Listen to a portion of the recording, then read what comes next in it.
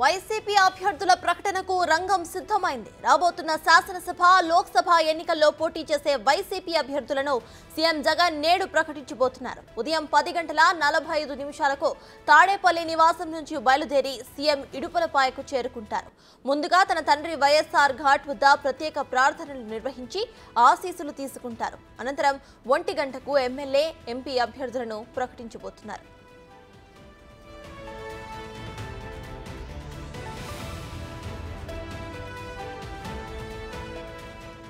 YCP ప్రకటించబోతున్న జాబితాలో దాదాపుగా 55 నుంచి 70 మంది వరకు కొత్త వారికి అవకాశం ఉండబోతున్నట్లు తెలుస్తోంది.